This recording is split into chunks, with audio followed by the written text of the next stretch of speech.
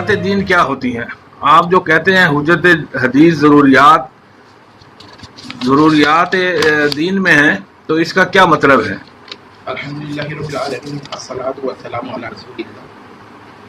ضروریات دین، یہ جو ضروریات دین ہیں، یہ وہ عقائد ہیں، وہ عقائد ہیں اور یہ وہ چیزیں ہیں جو اتنی قطعی ہیں کہ کسی دلیل کی محتاج نہیں ہے۔ حتیٰ کہ اگر قرآن میں بھی ان کا ذکر نہیں ہے تو بھی ان کو یقینی طور پر مانا جائے گا۔ تو اس کا ٹیکنیکل ٹرم ہے کہ محتاج ہے قرآن نہیں۔ اب مثال کے طور پر میں اس کی اب بحث کرتا ہوں کہ دیکھیے منکرین حدیث کو نہیں مانتے اور وہ کہتے ہیں حدیث کا ثبوت لے کر آؤ، لیکن ہم یہ کہتے ہیں کہ حدیث جو ہے رسول اللہ کے قول کی حجتیت یہ قرآن کی محتاج نہیں ہے۔ اب آپ پوچھیں گے کیسے؟ یہ میں اس کا ثبوت بھی دوں گا۔ پہلی بات یہ کہ رسول اللہ صلی اللہ علیہ وسلم نبی ہے اور رسول اللہ کی نبوت جو ہے وہ قرآن میں ذکر ہے، اس کا یہ قطعی ذکر ہے۔ جو انکار کرتے تو وہ کافر ہو جائے گا، لیکن رسول اللہ کا نبی ہونا محتاج قرآن نہیں ہے۔ اب آپ پوچھیں گے کیوں؟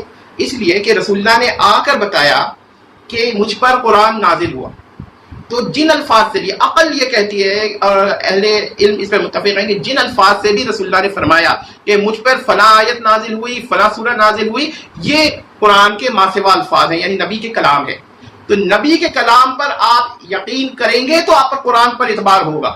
اگر آپ یہی جملہ کہہ دیں کہ جب رسول اللہ نے فرمایا کہ یہ آیت میرے پر نازل ہوئی، ڈائریکٹ جب رسول اللہ فرمائیں گے یہ آیت فلاں جگہ لکھو، یہ آیت قرآن کی نازل ہوئی یا یہ سورہ نازل ہوئی، اور کوئی کہہ دے میں یہی قول نہیں مانتا، تو وہ تو پھر قرآن کا بھی منکر ہو گیا۔ تو اس کا مطلب یہ ہوا کہ حدیث شریف جو ہے وہ قرآن کی محتاج نہیں ہے، رسول اللہ کا قول حجتیت میں قرآن کا محتاج نہیں ہے۔ تو اس سے کوئی قرآن کا بھی نقص لازم نہیں آتا اور نہ حدیث کا بھی نقص لازم نہیں آتا۔ اب کوئی کہے گا اچھا بھائی اس کا مطلب تو یہ ہوا کہ یہ آپ نے حدیث کو قرآن کا محتاج نہیں مانا یا حدیث کی حجتیت کو قرآن کا محتاج نہیں مانا، تو پھر اس کا مطلب اگر کوئی نہیں مانتا یہ بات تو اس کا ہم یہ جواب دیں گے کہ اچھا اگر آپ کہتے ہیں کہ یہ بات آپ نہیں مانتے، تو جس وقت رسول اللہ صلی اللہ علیہ وسلم نے فرمایا کہ بھائی مجھ پر فلاں آیت نازل ہوئی، اور عقل یہ کہتی ہے کہ رسول اللہ نے فرمایا، اس پہ کوئی دو رائے نہیں ہے، تو جب رسول اللہ نے کوئی بھی بات فرمائی کہ فلاں آیت نازل ہوئی، فلاں آیت کو فلاں جگہ لکھو، اور اگر وہ لوگ کہتے ہیں کہ بھئی یہ قول قرآن تو ہم مانیں گے مگر یہ قول نہیں، تو پھر وہ جب رسول اللہ فرمائیں گے کہ ما سوا قرآن ہوگا، وہ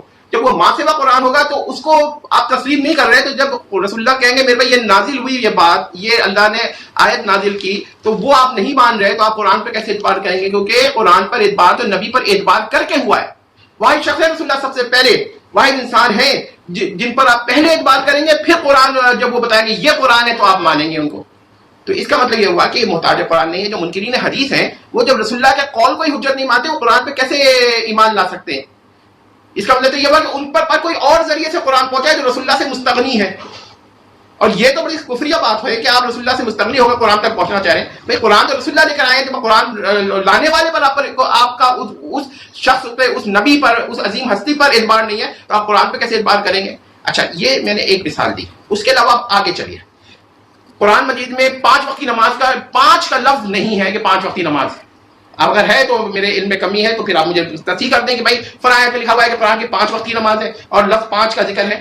تو اگر 5 وقت کی نماز جو ہے وہ حدیثوں سے ثابت ہے، یہ ضروریات دین میں ہے، محتاج نہیں رہی قرآن کی۔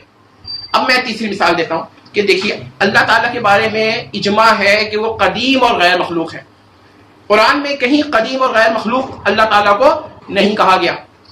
کوئی لفظ دکھا دے کہ بھئی اللہ تعالیٰ نے فرمایا فلاں آیت میں کہ یہ قدیم ہے، اگر کہیں اول اور آخر آیا ہے تو اس کی تو توضیح ہو سکتی ہے۔ ہو سکتا ہے کوئی یہ کہہ دے کہ بھائی اللہ تعالیٰ پہلی شے ہے جو عدم سے وجود میں آئی ہے، کہ اللہ تعالیٰ کا قدیم ہونا ضروریات دین میں ہے۔ تو اسی طرح ہم کہتے ہیں رسول اللہ کا نبی ہونا بھی ضروریات دین میں ہے۔ تو قرآن میں ہر بات موجود نہیں ہے جو دین کے اندر ہے۔ قرآن دین کا ایک سورس ہے، لیکن قرآن کے اور اسلام کے اور بھی سورسز ہیں، دین کے اور بھی سورسز ہیں، ان میں کچھ باتیں ہیں جو قرآن میں نہیں ہے۔ مثلا میں آپ کو پہلی بات بتاؤں، حدیث کی حجتیت اگر قرآن میں ہے تو ٹھیک ہے، اچھا اور اگر نہیں ہے تو بھی اس کی حجتیت میں فرق نہیں آتا۔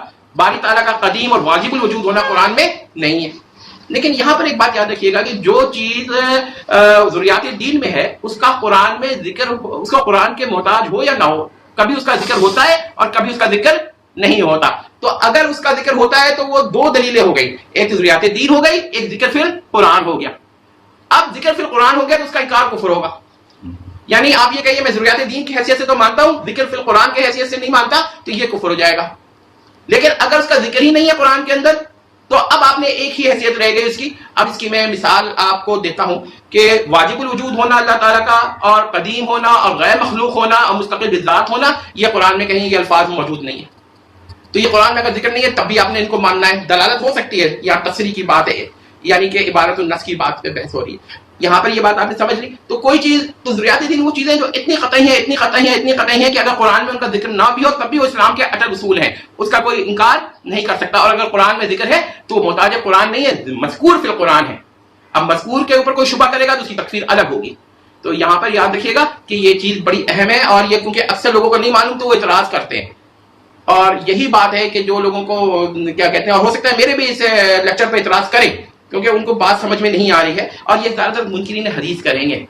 اور وہ کیوں کریں گے؟ کیونکہ وہ جب یہ کہیں گے کہ حدیث قرآن کی محتاج ہی نہیں ہے، حجتیت حدیث میرا مطلب ہے، تو پھر وہ یہی کہیں گے کہ بھائی یہ تو حدیث کی بڑی دفاع ہو گئی. اب وہ کہیں گے اچھا یہاں پر آخری بات میں کہہ دوں کہ حدیث قرآن کی محتاج تو نہیں ہے حجتیت کے اندر، لیکن اس کا یہ بھی مطلب نوٹ کر لیجئے کہ یہ نہیں ہے کہ قرآن سے حدیث، قرآن میں حجتیت حدیث کا ذکر نہیں ہے.